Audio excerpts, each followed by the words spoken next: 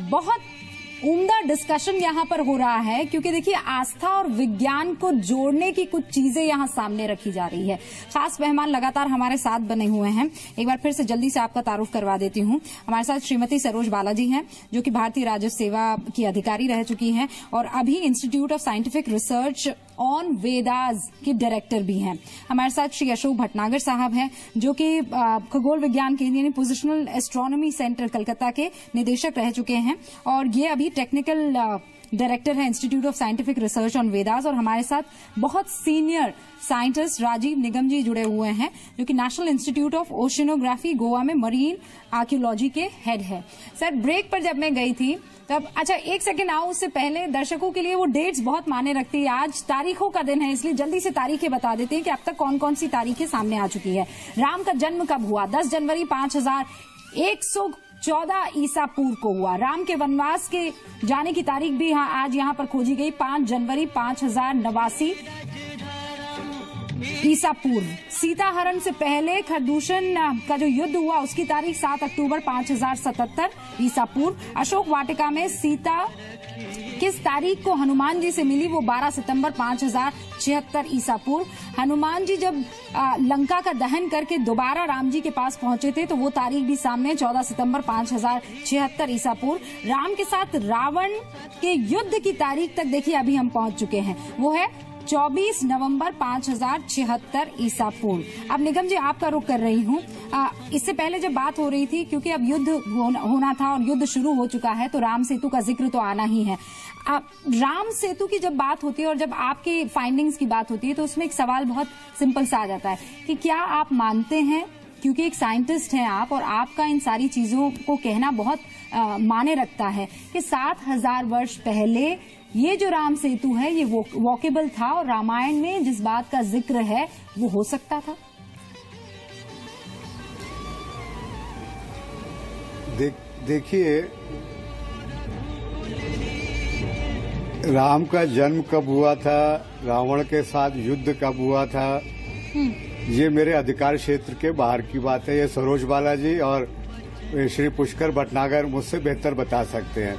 लेकिन इन लोगों, मैंने इनके लेक्चर सुने, आई सर्व का दिल्ली में जब कॉन्फ्रेंस थी, राष्ट्रपति ने उसमें आए थे, तो ये कि अगर ये डेट मानी जाती है, ये तो सरोज, हाँ, अब्दुल कलाम साहब आए थे, तो ये चीजें आप देखिए, जितनी भी डेट है ये सब 7000 साल पहले से है। ये सब 7000 साल से ज्यादा है। ईसा पूर्व प्लस 2000 साल आप और जोड़ दीजिए। और हम लोगों ने जो काम किया है वो सी लेवल फ्लक्चुएशन पे किया। हमारे एक मित्र थे श्री हाशमी साहब, तो मैं और डॉक्टर हाशमी, हम लोगों ने एक सी लेवल कर्व पब्लिश किया था 1995 में जियोलॉजिकल सोसाइटी ऑफ इंडिया के जर्नल में। अगर उस कर्व पे आप 7000 साल पहले से जाए, कह देती हूँ, जिस कर्व का आप जिक्र कर रहे हैं वो जरा टीवी पर दिखा भी दे। वही कर्व हम यहाँ पर दिखाना चाहते हैं। ये जो हमारे पास स्क्रीन है स्टूडियो में, इसमें वो कर्व हम दिखा रहे हैं। सर, अपनी बात आप जारी रखिए। हाँ, मैं तो कर्व तो देखिए, अगर सरोज बालाजी के पास हो तो दिखा पाएंगे। मैं तो इस समय देहरादून में हूँ, तो लेकिन वो कर्व पब्लिश कर्व है। और सरोज बालाजी ने जो किताब लिखी उसमें कहा, देखिए ये दिख रहा है आपको। हाँ। आप देखिए इसमें अगर 7000 साल से पहले, देखिए सी लेवल कर्व जो है, ये पब्लिश जब हुआ था तब ये राम सेतु पे या और चीजों पे इतनी बातें नहीं होती थी।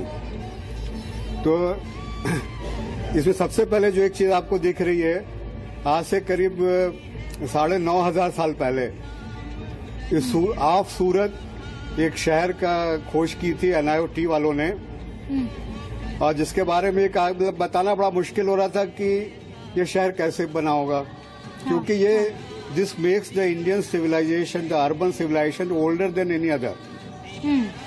तो जब सी लेवल उसमें 30 से 40 मीटर वाटर डेप्थ पे था, अब आप 30 to 40 मीटर वाटर डेप्थ डालें और टाइम देखें तो बिल्कुल मैच करता है। तो इसलिए किसी को भी बहुत ताज्जुब नहीं होना चाहिए कि वहां पे सभ्यता हो सकती थी। हाँ। इसी तरह अगर आप 7000 साल पहले से इस कर्व पे डेट डाले तो आप देखेंगे सी लेवल जो है वो करीब करीब उसी समय आज के लेवल पे आ रहा था। तो अगर आप सी लेवल थोड़ा नीचे करें तो ये एरिया बहुत ज्यादा गहरा नहीं है। माफी के साथ सर मैं रोकूंगी, मैं माफी के साथ आपको रोकूंगी, लेकिन लब्बो लुबाब जो है वो ये है कि हाँ उस वक्त राम सेतु पर चला जा सकता था और 5 दिनों में उसकी मरम्मत जो जगह जगह थी उसकी की जाती थी। हाँ सर एक सेकंड दर्शकों को मुझे एज ए वैज्ञानिक होने के एक मिनट, मैं एक वैज्ञानिक होने के नाते खाली इतना ही कह सकता हूँ कि आज से 7000 साल से पहले सी लेवल नीचे था और ये पॉसिबल था कि गड्ढों को भर के आर पार जाया जा सके। ठीक है, इनफ सर, थैंक यू, बहुत बहुत शुक्रिया, बहुत बहुत शुक्रिया सर। ये हाँ बहुत बहुत शुक्रिया सर। अब मैं अपनी बात कह देती हूँ जल्दी से। हम एक सवाल पूछ रहे हैं। भाद्रा जी कुछ कह रहे हैं शायद। हाँ भाद्रा जी। हाँ रुबीना जी, हाँ इसमें 2 पॉइंट बताना चाहिए। जियोलॉजिकली ये जो राम सेतु है इसका कैसे बना हुआ है, अभी देखिए, अगर अभी जैसे कुछ देर पहले बताया कि गूगल के नक्शे में ये जो राम सेतु दिखती है, एक्चुअली ये क्या है, ये कोरल जो समुद्रिक जीव है, ये जो पुरानी चट्टानें वहां पर डाली गई थी उसके ऊपर में ये जमा हुआ है। ये एक्चुअली जो पुराने जो पत्थर, आप जब ये NIOT ने जो ड्रिलिंग किया था इसी जो राम सेतु के ऊपर में, तो ड्रिल में ये पाया गया कि ऊपर में तो कोरल है लेकिन अंदर में जो पत्थर मिलती है उस पत्थर आसपास में कहीं नहीं मिलती है, काफी दूर से लाया गया पत्थर है। जो आप जानते हैं कि सुग्रीव जो उनके बानरों के साथ में जो पूरे पत्थरों को उठा के ये तमिलनाडु के एक सवाल का जवाब दे देता है जिसका जिक्र मैं सरोज जी से कर रही थी। सरोज जी, एक दर्शक ने पूछा कि भाई बता दीजिए ये पत्थर तैरते कैसे हैं, वो यही एक्सप्लेनेशन है। अच्छा सर, मेरे पास वक्त की कमी है इसलिए हमें जल्दी जल्दी आगे बढ़ना है। हाँ अच्छा, मुझे जल्दी जल्दी आगे बढ़ना होगा क्योंकि इस पर वाकई एक अलग से प्रोग्राम हमें करना ही होगा। लेकिन रावण के वध की तारीख, इसका इंतजार बेसब्री से जनता कर रही है कि कब हुआ था रावण का वध राम की तरफ से, वो तारीख क्या है? आपका ये प्लैनेटोरियम सॉफ्टवेयर क्या बताता है सरोज जी? देखिए, रावण के वध के समय की वाल्मीकि जी ने कोई ग्रह नक्षत्रों की स्थितियां नहीं दी। अच्छा, मगर उन्होंने ये जरूर बताया कि पहले 3 दिन तो रावण अपर हैंड रहा, वो चले गए वापस। फिर 7 दिन युद्ध हुआ रावण और राम में और 7वें दिन उनका वध हुआ। तो जब हम स्क्रीन पर चला रहे हैं। हाँ। तो जब हम तो वो जो उनके उससे उनकी जो तारीख है रावण के वध की, वो 4 दिसंबर 5076 BC आती है। 4 दिसंबर 5076 BC ये रावण के वध की तारीख आती है। 24 नवंबर को शुरू हुआ। हाँ, और 4 दिसंबर को खत्म हुआ। हाँ, रावण का वध हुआ। तो लीजिए, तारीख आपके सामने है और तारीख के साथ साथ देखिए, वो तो ये साइंटिफिकली प्रूवन तारीख दावा जो सरोज जी कर रही हैं उसके हिसाब से 4 दिसंबर 5076 ईसा पूर्व रावण के वध की तारीख आपके सामने है। अभी तो एक और सवाल, अयोध्या पहुंचना है, दिवाली जिसका जिक्र बार बार होता है उसका हम आगे जिक्र करेंगे, उसके लिए अभी थोड़ा आपको इंतजार करना होगा। लेकिन रावण के वध की तारीख अब डिस्क्लोज यहाँ पर हुई है 4 दिसंबर 5076 BC में। अब जब ये वध की तारीखें जिक्र कर रहे हैं उसमें राम सेतु का भी बार बार जिक्र आ रहा है, लेकिन आप बता रही हैं कि बहुत बहुत खूबसूरत वर्णन राम सेतु का दिया गया है। हाँ, मैं एक तो आपके दर्शक का सवाल जरा सा और भाद्रा साहब की बात में ऐड करना चाहूंगी। देखिए, ये सब व्यर्थ है कहना कि ये नेचुरल है कि मैन मेड है। ये नेचुरल फॉर्मेशन है जिसमें ऊपर ह्यूमन हैंड की जरूरत पड़ती ही है क्योंकि कुछ जगह जगह फिल करना है, कहीं ऊपर लेयर देनी है। तो ये एक नेचुरल फॉर्मेशन है और इसके मिडिल में पर्वत भी है, सुनाब पर्वत जो रामायण में वर्णित है। ओके, तो फिर ये जो कोरल ये पत्थर तैरने की बात करती है, हाँ। वास्तव में वाल्मीकि रामायण में ऐसा कहीं नहीं लिखा कि नल ने कोई पत्थर उनपे राम लिखा और वो तैरा दिए। नहीं, कोरल आपको मालूम है कि वो पानी में तैरते हैं। कोरल पत्थर जालीदार पत्थर होता है और वो पानी पे तैरता है। ये बात डेफिनेट है कि ये कोरल पत्थर भी वहाँ बड़े बड़े पत्थरों के अलावा जो फिलिंग हुई 5 हिस्सों में फिलिंग हुई, उस पे कोरल भी के छोटे छोटे टुकड़े भी लगाए गए। ठीक है। और ये कोई इस इधर उधर की रिपोर्ट नहीं, डिपार्टमेंट ऑफ अर्थ साइंसेज की रिपोर्ट है। हाँ। जो सुब्रमण्यम स्वामी जी ने अपनी राम सेतु किताब में इन्वर्टेड कॉमर्स में रेफर करी है और ये बताया है कि ये उसमें क्या क्या यूज किया गया। ये अर्थ साइंसेज की रिपोर्ट भी ये कहती है कि इस राम सेतु के लेफ्ट एंड राइट साइड में मेसोलिथिक, मोनोलिथिक, माइक्रोलिथिक टूल्स की एविडेंस है, ह्यूमन रिमेन्स की एविडेंस है और ऊपर जो लेयर है उसमें थोड़े कोरल स्टोन्स भी यूज किए गए हैं। एक और चीज मैं जोड़ देती हूँ, फिर उस किताब में फिर इस चीज का भी जिक्र है कि वहां पर जो बड़े बड़े इंस्ट्रूमेंट्स ले जाए गए, फिर उससे वो तोड़ने की कोशिश की गई तो वो जो शिप है वो ही टूट गए। फिर उसके बाद उसको शिप को उठाने के लिए जो दूसरे वेसल वहां पर पहुंचा वो भी टूट गया। फिर जो एक शख्स था वहां उसकी टांग टूट गई। तो ये क्या है, ये करिश्मा हुआ वहां पर? नहीं, देखिए ये बात सही है। आप ड्रेजिंग कॉर्पोरेशन ऑफ इंडिया के वेबसाइट पे भी चले जाइए और किताब में भी चले जाइए कि ड्रेजर टूट गया जब वो सेतु समुद्रम प्रोजेक्ट के को एक्सिक्यूट करने के लिए ब्लास्ट करना चाहते थे। सेतु का हिस्सा, वही फेल्ड हिस्सा जो मैन मेड हिस्सा है, वही तो ब्लास्ट करना चाहते थे। दूसरा तो ब्लास्ट होगा नहीं, नेचुरल पर्वत तो क्या उनसे पूरा ब्लास्ट होना है। तो बिल्कुल ठीक है। फिर क्रेन टूट के डूबी, फिर रशियन इंजीनियर जो गया उसकी टांग भी टूटी। मगर हम वैज्ञानिक माइंड इसको कोई करिश्मा नहीं समझ रहे, कोई नेचर का करिश्मा या भगवान का करिश्मा नहीं समझ रहे।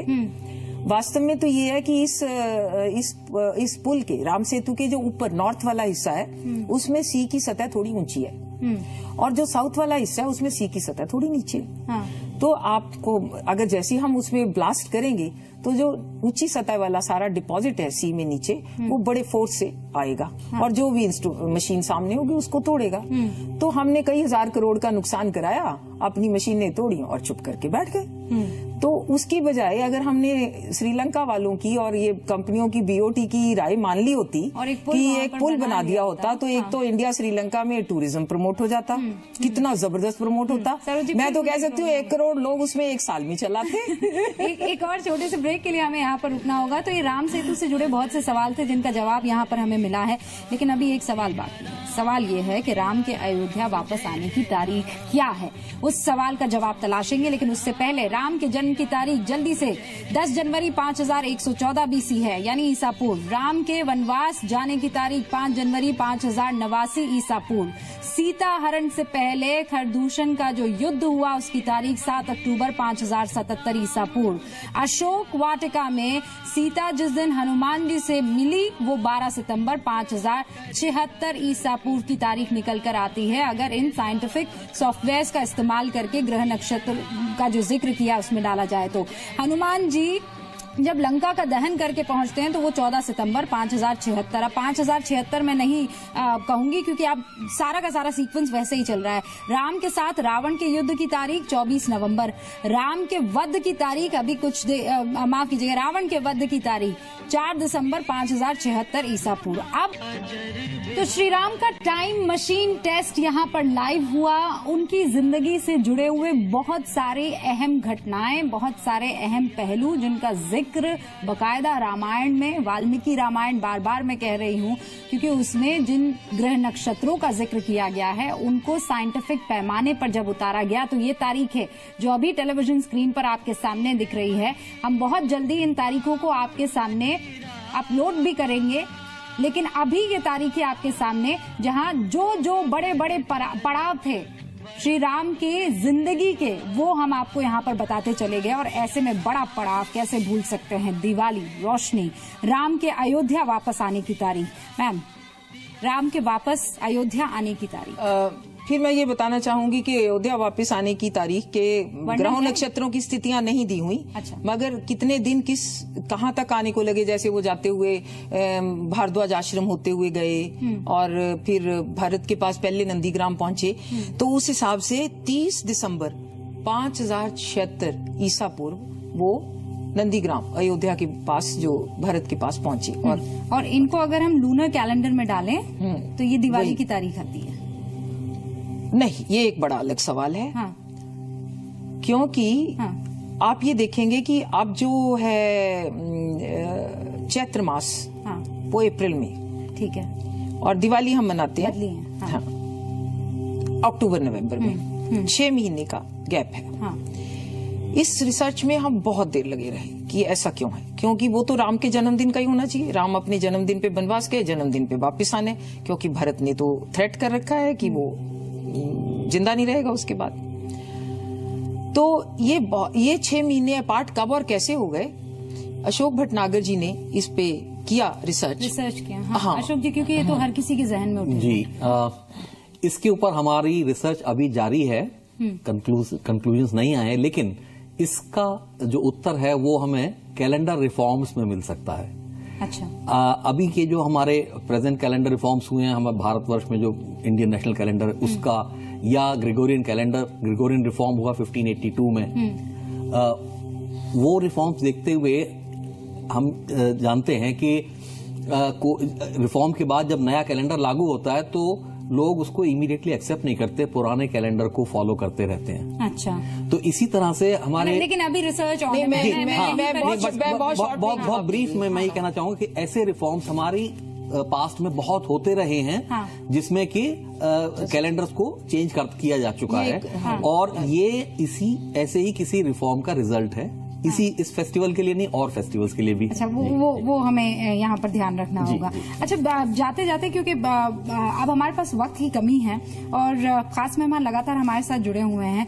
राजीव निगम जी, आपसे मैं इजाजत लूं उससे पहले ही, आप लगातार इनसे जुड़े रहे हैं, 9 साल की ये गहन रिसर्च है, बहुत सारी इंटरेस्टिंग चीजें आपने भी जहन में रखी होगी एज अ साइंटिस्ट, क्या वो आप हमारे साथ शेयर करेंगे, खासकर अगर इस कॉन्टेक्स्ट में बात करना चाहूं तो?